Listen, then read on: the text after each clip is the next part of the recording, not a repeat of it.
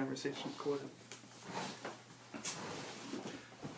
Okay, it's late Friday night and we are talking movies with alcohol.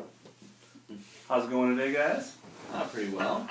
Before we get started, I have a little retraction that I feel really bad about. Last time we talked about relationship movies, and I said that Anthony Davies wrote Love Actually. I was wrong. A fellow by the name of Richard Curtis wrote and directed that movie, so I just wanted to set that record straight. Richard Curtis wrote and directed Love Actually. Let's go around the room. Last movie you saw, Swank? I finally got to see Safety Not Guaranteed with Mark Duplass, Aubrey Plaza, and a couple other people that I recognize, but I don't really know their names. I didn't know what to expect going in. I just knew the premise and that I wanted to see it. I thought it was just okay. I didn't love it. I didn't hate it. It's very much of a feel-good movie, I thought, but it's really short. It's only 85 minutes long. Cool. Yeah, I didn't love it. I didn't hate it. I'd recommend it, but Aubrey Plaza kind of had the same dry humor she does in Parks and Rec. absolutely, she didn't stray much from her Parks and Rec at all. That's April from Parks and Rec, if you're not sure who that is. Yeah, I watched that too. Yeah, like, I liked it, but I didn't love it. I thought maybe at times it was a little too quirky.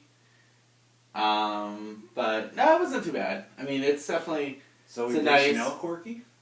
No. quirkier. No, it's a different kind of quirkier. There were a little bit too many music montages to cram into a 85-minute movie. Yeah. I felt like there's a lot of music montages. Yeah, I mean, but it wasn't bad. Like, it was a nice way to spend 80 minutes. Yeah. And it was kind of feel good. I watched Prometheus also. I finally got to see that. Visually, awesome movie. Visually, just astounding. But I still don't know how I feel about the story. I started watching Alien tonight.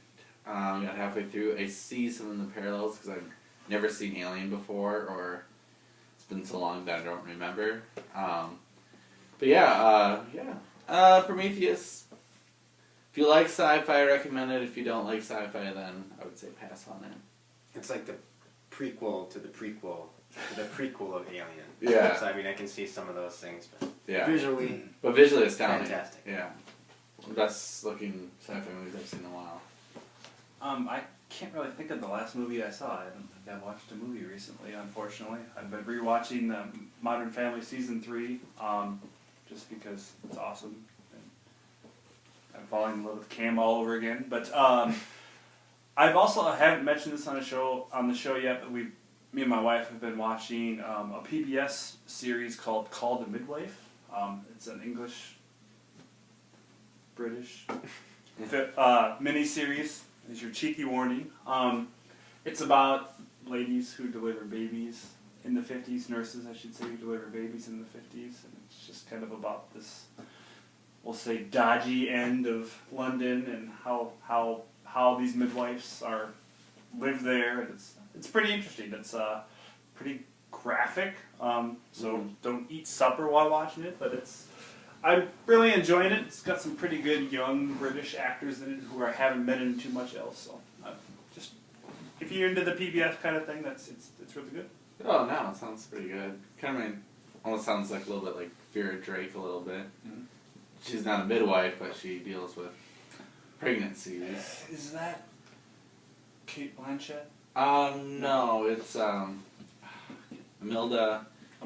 Staunton? Yeah, from Harry Potter. Okay, I don't think I've seen that.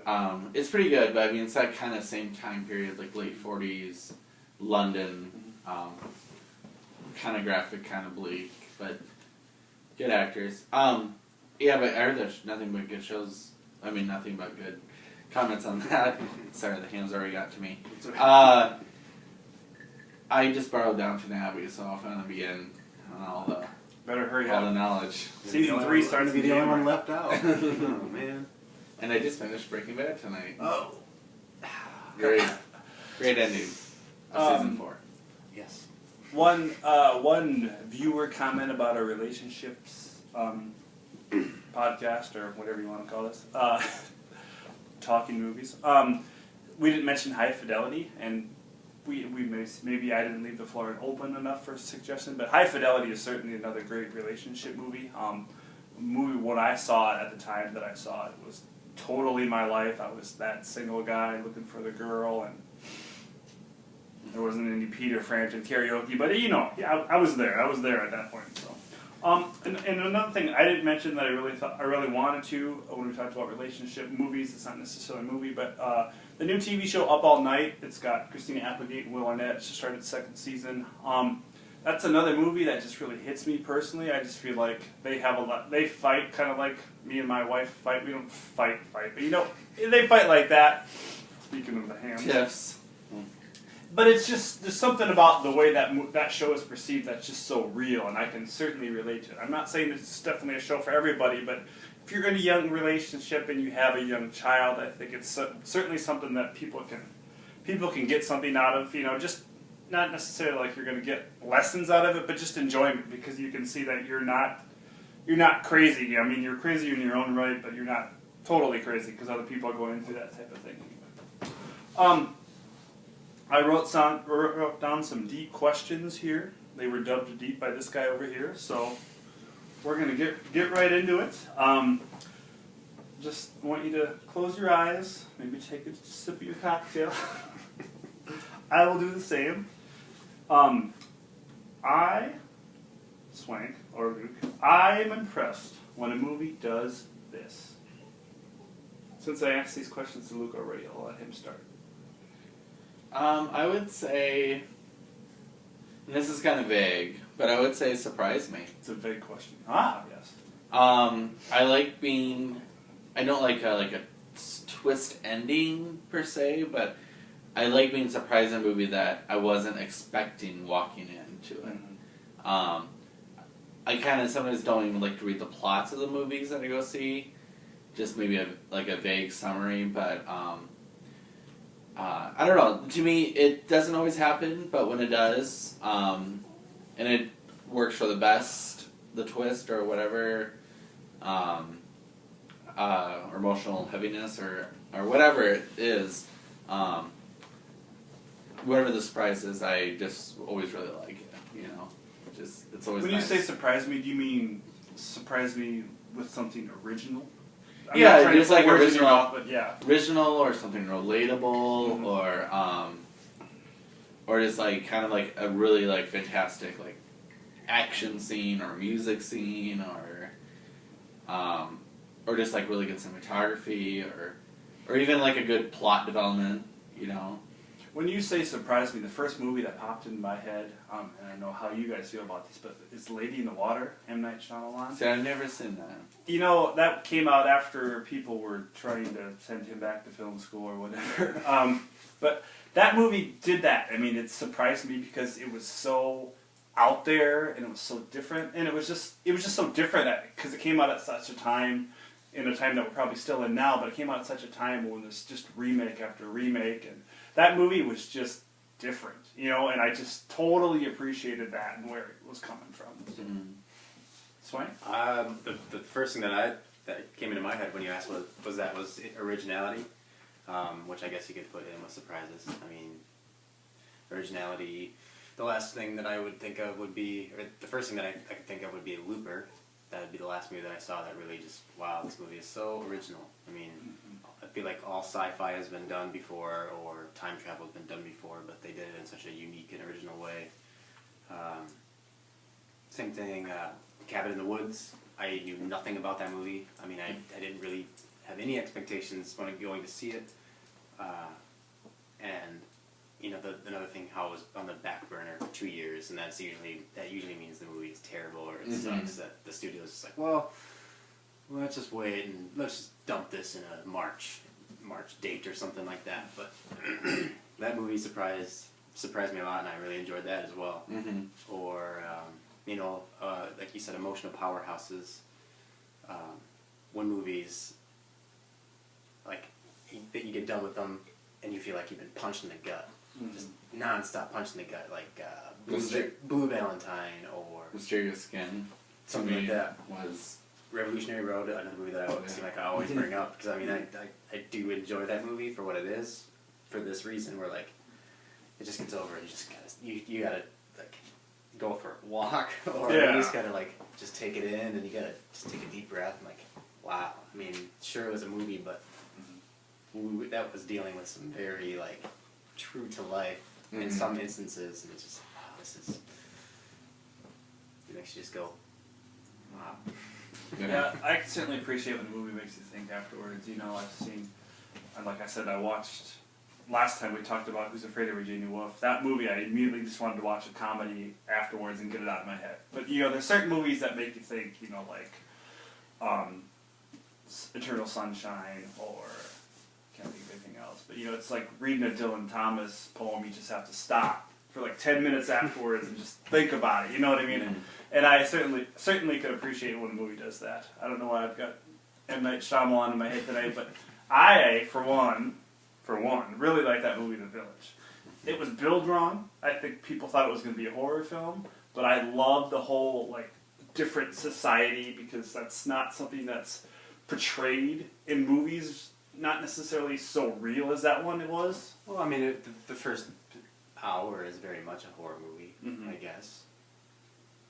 It has a great atmosphere and visually it's great. And I think it was just billed wrong. I think people are expecting a twist and the twist will never live up to the lie. Even their twist wasn't really that I don't know.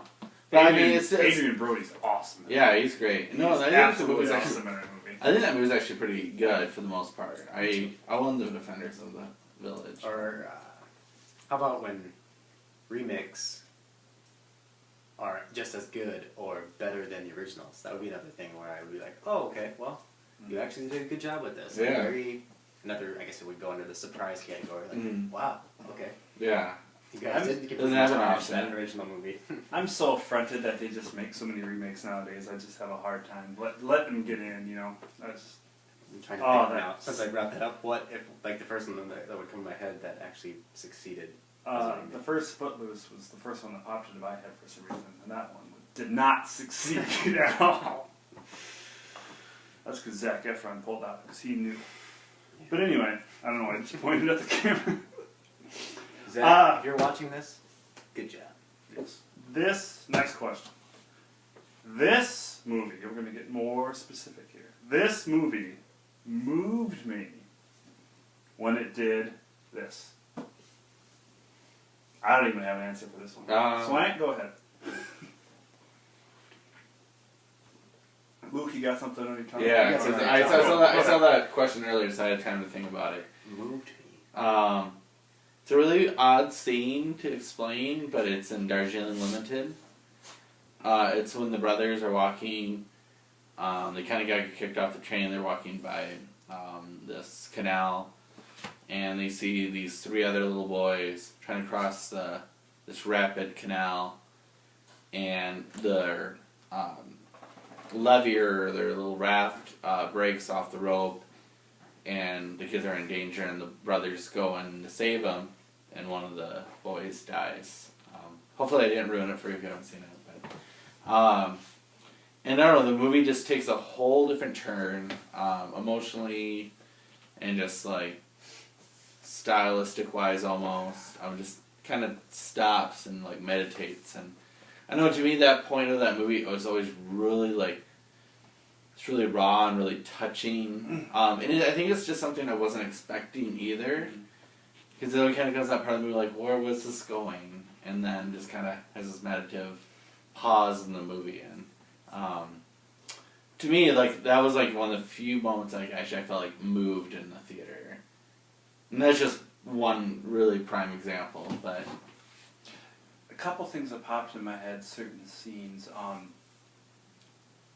course, that awesome donut scene in Boogie Nights. I've talked about that before, so we won't get into that. But yeah, that's certainly a good scene. But Burn After Reading. You know, that movie is so out there, but it's, you know, it's just funny here and there. And when Brad Pitt gets shot in the face, I was just like, okay, I can laugh now. You know what I mean? Okay, you know, it's kind of was all building up to that. I felt like, you know. Spoiler alert. Yeah. And the same thing with that that movie Carnage, which I watched relatively recently. You know, I was kind of on the edge of my seat and just chuckling here and there about, you know, some of the things that John C. Reilly said. And then when she, what's her name? When Kate Winslet pukes in that movie, Yeah. oh, I just lost it. I don't think I have ever laughed at somebody puking so much in my life. That scene was absolutely hilarious. And it's actually a classy movie, people. Yeah. Too. It's not National Lampoon's Carnage with Dax Shepard. And Kristen Bell. Yeah. Anything to add there? No. I can't think of anything off the top of my head. Okay. I mean, it's a tough question. I would say any Lars von Trier film, for me, is always like an experience, especially like the first time you watch it. Like Breaking the Waves and Dance in the Dark, you just kind of want to crawl into a dark spot and just cry. And then like Dogma and Matterley and Antichrist just kind of like really set you on nerve, and then like people will probably disagree with me, but to me like Melancholia has like one of the best endings, and it for me, if you watch the whole thing from start to finish, like it's almost a state of bliss at the end. Okay, I would agree with that. Okay. Yeah. Because I mean, it's very peaceful. Yeah. I mean, long time coming to. Yeah, and it's just so romantic, like the music and He's And it just just- like getting louder. And yeah, louder. and it's really operatic, and to me, like after I saw that, I was just like, I felt really blissful for whatever reason. Other people might have a different feeling at the end, but Everybody, some people would think like, oh, I'm glad that movie's over. Yeah. Jeez. but yeah, I don't know. Like to me, for a movie to movie, it's always kind of random. So I think we're talking about this. Maybe one scene that popped into my head was, since you brought up Melancholia, the Tree of Life. Some of those scenes where there's just classical music playing and the camera's following around the mom and the three kids just running around the house. So I could say that where there's no dialogue, there's nothing like that. It's just all visuals. You know, like the mom and how happy she is just running around the house with the kids. Mhm. Something like that. Oh yeah, that movie makes is me so. feel that's very touching and like heartwarming, if you will. Mhm. But Oh yeah, that so I could movie. see that. That movie gets you teared up a little bit. Just make. Okay, this is probably like Getting really sad now. this is like the 79th time I've mentioned this movie, but Love Actually. Love Actually, yeah, exactly. I hate the Beach Boys. If you know me personally, I hate the Beach Boys. But that song, I can't remember the name of the song. They play the Beach Boys song at the end of that Surfing movie. USA. Lord only knows what I'd be without you. Yeah. And that's, I think about that scene in particular because it's at the airport with these people greeting each other after their long trips or whatever, and that's a movie. That's a good example of a movie that can move you with its music. I mean, we've talked about this before about how movies that have such great soundtracks that are such a part of that movie. I mean, that movie moves because of its music. You know what I mean? The music they pick for that is perfect for every scene in that movie. Even the puppy love scene. It's just, you need to laugh at that part. You know what I mean? It's just, so when a movie has a really good soundtrack, I think I can certainly appreciate that. Yeah. Especially when the soundtrack is so telling to the plot of the movie. Yeah. I think that song also plays, oddly enough, at the end of Boogie Nights. It does. It's like it's the last He's opening up. montage. When he's opening I up hate that shot. song again. You should Next watch Boogie question. Nights again. Next deep question. I will watch it again. I am disappointed when a movie does this.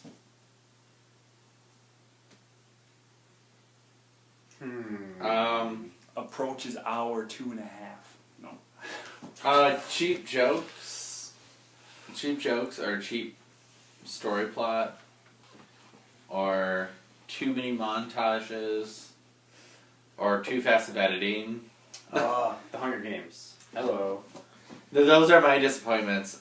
Especially if I'm looking really forward to it and then like it's just really blah. I don't know. I liked when you said reaches 2 hours and 30 minutes. Comedies. Yeah. Comedies don't need to be more than an hour and 40 minutes long. Yeah. Yeah, definitely. And this is gonna seem really strange, but I kind of get a little not offended or like whatnot, but when a movie swears too much, it seems like it just takes away from the whole dialogue of the movie. Like Bad Boys. I can't think of a particular movie offhand right now, but like that Deadwood series, it's just like seriously, just say a line without swearing. I challenge those people to say a line without swearing. That's how they talked back then, though. I don't care, but I don't know. I think.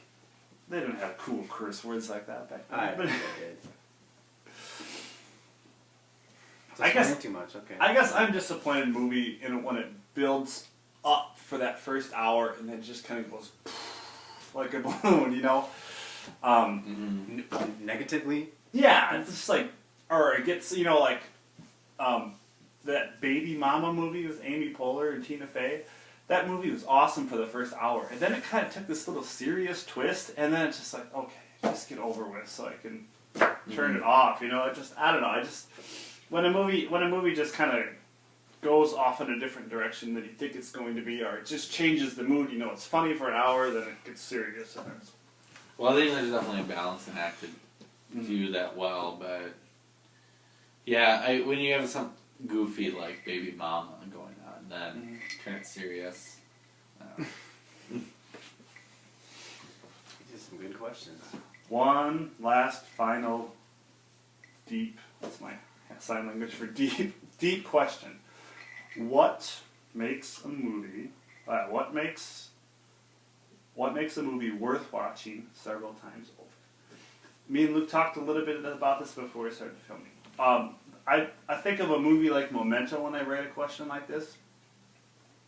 A movie that every time I talk about it with somebody, I was like, I should watch that movie again. But I've only watched it once, and I feel like that's kind of a movie where like it had such a great impact on me the first time, and the second time, even though I know I should watch it again to kind of get the whole scope of it, I feel like it's not going to have that same effect on me.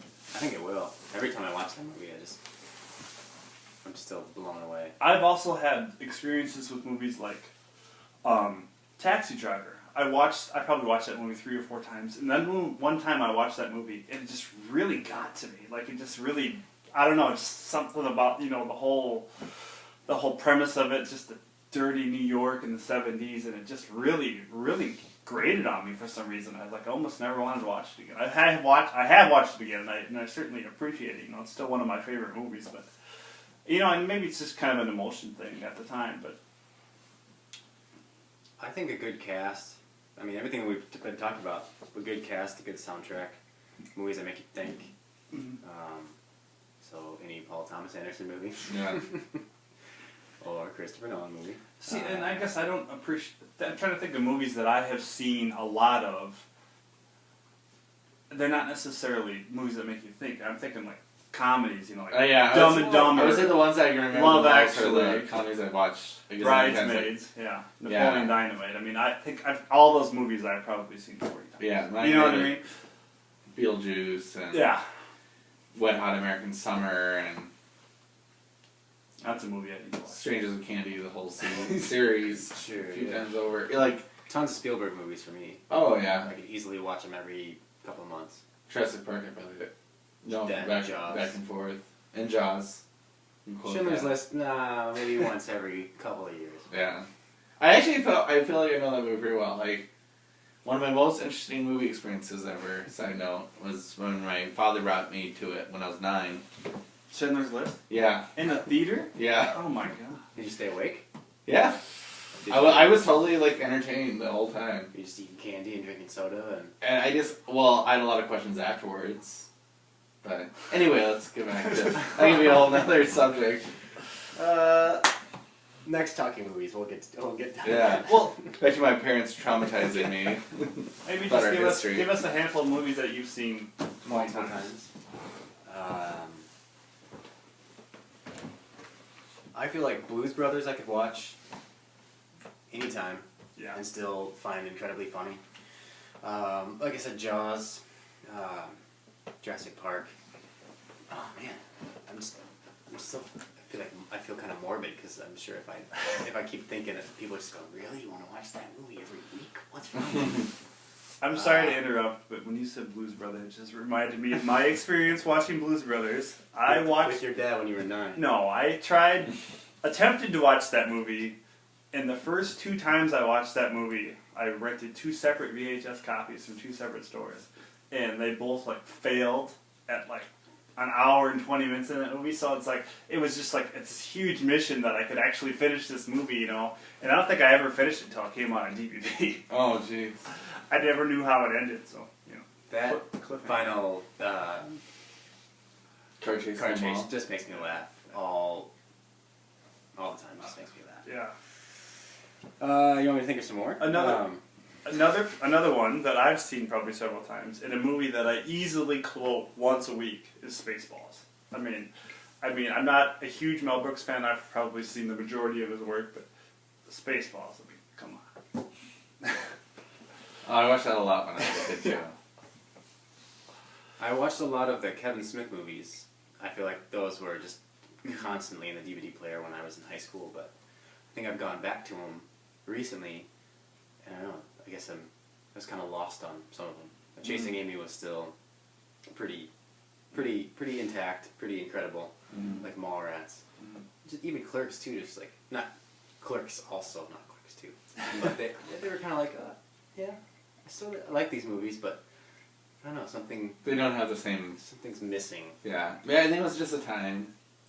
Just that time, you know. Or, you know, Or being that age, or cuss words were really funny, and yeah, or that's how your friends talk. That's. yeah. I felt like my whole like high school was like a Kevin Smith novel. Like it was just that's how people talked. I felt.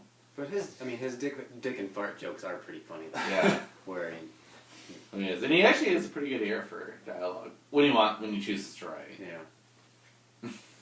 Sorry, Kevin Smith. Don't be here. How about you, Luke? Is a list of movies that you've seen several times over? Oh god. I would say like Jurassic Park, like Nightmare Before Christmas, Wet Hot American Summer, Slither, Tremors. I love Tremors. Beetlejuice. Pretty much any Tim Burton movie when I was a kid. Yeah. And any Spielberg movie, and of course, The War of Stars. I guess I can't think of anything serious that I've watched several times over, you know, besides Charles Bronson movies or probably Indiana Jones. I think I've watched Temple of Doom 87 times. I could watch any of those besides Crystal Skull. I could watch the other 3 any day of the week. Yeah, what's it called? Or Lethal Weapon movies. I feel like I could watch those. You know, I've never seen the first one. Oh, it's the best one. I've seen all the I've never sequels seen except for the first one. I've never seen any of them all the way through. But The anyway. first one is great. I've seen It's Lethal Weapons. It's so, So Die Hard. That's the Die movie. Hard. That's a movie. That's a serious movie. except for Live Free and Die Hard, or probably the new one. But A the Good first Day, Die Hard movie, I've easily seen that probably 100 times. Yeah, they're movies that if you're, skipping through the channels. and it's Hans on, Gruber. you Yeah, need I'm to gonna be I'm gonna stop for Alan Rickman playing Hans Gruber. Yeah, definitely. there. But anyway, we are approaching the half-hour mark. So, and I'm out of beer. So this has been Talking Movies. We're brought to you by the land of hams, made in the land of sky blue waters. Thank you for listening. If you made it all the way through, take care and have a good weekend. Thank you.